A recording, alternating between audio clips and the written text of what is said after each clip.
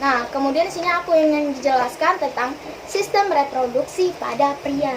Nah, sama seperti wanita, pria juga memiliki tujuan. Ya, tujuannya apa? Tujuannya apa?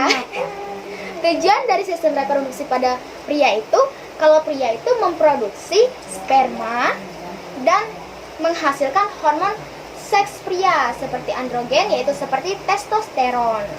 Nah, pria juga memiliki pubertas sama seperti wanita. Kalau wanita tuh pubertasnya itu ditandai dengan perkembangan bagian pada tubuhnya seperti payudara, ada pertumbuhan bulu di ketiak atau di kemaluan, serta ada berbagai perubahan lainnya di wanita. Sedangkan kalau di pria itu ada perubahan yang signifikan di fisiknya dia, seperti perkembangan pada organ reproduksinya, ya, seperti organ reproduksinya.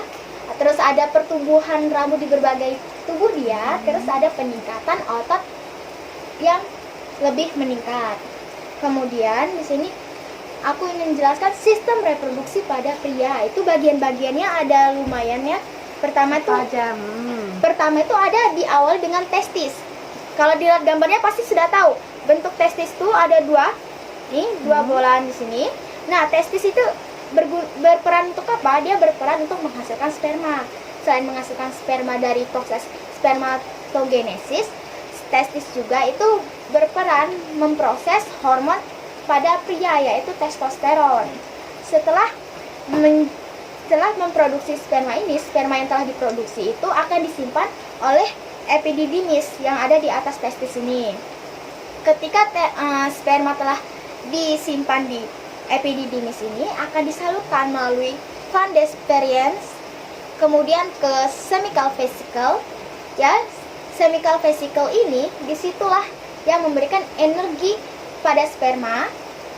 Karena apa? Karena chemical vesicle ini menghasilkan cairan kental yang kaya akan fruktosa, itu yang membuat sperma itu lebih kuat, makanya mampu ketika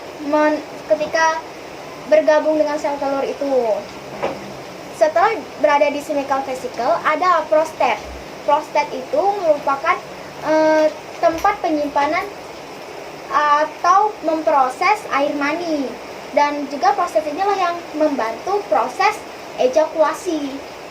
Ketika sudah di prostat ini, ada di uretra. Inilah yang menjadi saluran keluar sperma dan air mani keluar saat ejakulasi. Nah, kemudian ada bladder. Nah, kalau ditanya penyimpanan urinnya cowok tuh di mana, ya itu di bladder sini. Bladder. Ya, di sini tempat penyimpanan urin atau air kencingnya. Nah, ketika sudah ditampung sini, semua akan dikeluarkan oleh penis. Penis itu adalah tempat pengeluaran sperma ataupun urinnya. Nah, kemudian di sini aku akan ngejelasin. Sama seperti wanita, pria juga memiliki penyakit reproduksinya sendiri. Nah, dan tak lain lagi penyakitnya pasti dapat HIV. Tapi bedanya kalau di cowok ditandai dengan keluarnya cairan dari penisnya. Nah, cairannya itu merupakan nanah atau cairan bening. Nah, cairan bening ini bukan air kencingnya gitu, bukan air urinnya, tapi air bening yang tiba-tiba aneh gitu. Kemudian ada lagi penyakitnya itu varikokel. Varikokel itu merupakan penyakit yang dimana penyakit itu tuh merupakan pembengkakan pembuluh darah di skrotumnya. Kemudian ada gangguan prostat. Nah, gangguan prostat itu Nah, berarti penyakitnya ada di bagian prostatnya, di bagian sini. Iya. Nah, kalau misalnya penyakit itu ditandai dengan apa? Tanda ketika dia saat ingin mengeluarkan urinnya ada rasa nyeri ketika mengeluarkan urinnya gitu.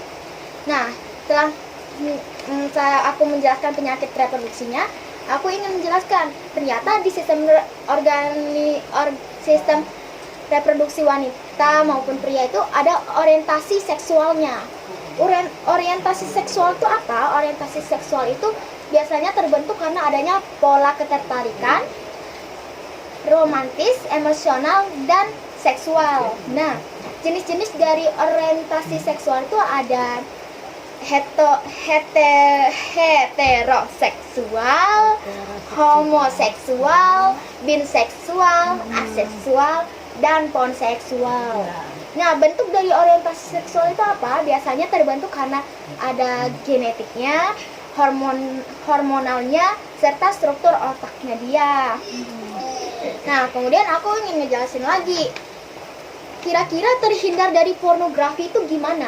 Nah, biasa kan banyak anak muda yang terjerumus ke pornografi nih.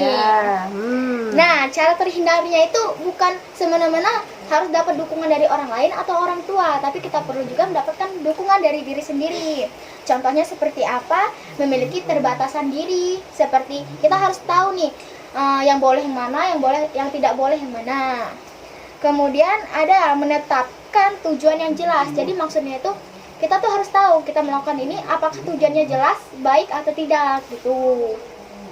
Kemudian kita perlu juga menjalin komunikasi yang sehat. Jika kita tidak menjalin komunikasi yang sehat, maka biasanya akan mempengaruhi kepada pikiran kita sendiri. Kemudian ada pemilihan sumber pada pemakaian medsos. Kita tuh harus tahu nih, kira-kira kita searching semua ini kita harus tahu kira-kira sumbernya benar atau tidak gitu. Nah, selain terhindar dari pornografi, sini aku juga ingin memberitahu kira-kira cara menjaga sistem reproduksi itu agar bersih, terhindar dari penyakit itu seperti apa. Contohnya itu ketika membersihkan organ reproduksi itu kita tuh tidak dari depan ke belakang, tapi dari belakang ke depan. Oh, gitu. Gitu. Nah, ketika organ reproduksi kita tuh basah, kita tidak boleh langsung membiarkannya aja, tapi kita harus mengeringkannya aja. Karena apa? Karena organ itu tuh lembab. Nah, itu yang akan menghasilkan jamur-jamur di situ. Kemudian hal utama dalam menjaganya juga kita harus mengganti celana dalam yang dengan teratur, tidak sekali satu minggu gitu. Nggak harus. Kemudian aku akan menjelaskan kira-kira cara terhindar dari perilaku tidak sesuai dengan organ reproduksi. Maksudnya gimana cara kita terhindar agar kita tidak melakukannya dengan salah.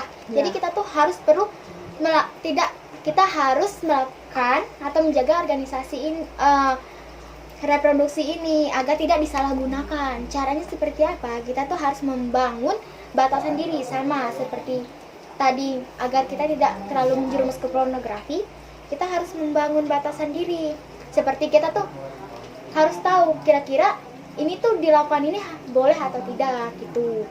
Kemudian cara terhindarnya lagi itu memilih lingkungan dan pergaulan yang positif. Dengan kita memilih lingkungan positif dan pergaulan yang sehat, kita mampu menjalannya dengan baik. Jika kita tidak memilih pergaulan atau lingkungan yang sehat, maka akan terjadi sesuatu yang tidak kita inginkan. Nah, itulah semua penjelasan aku mengenai sistem reproduksi pada manusia. Kira-kira gimana menurut Mama?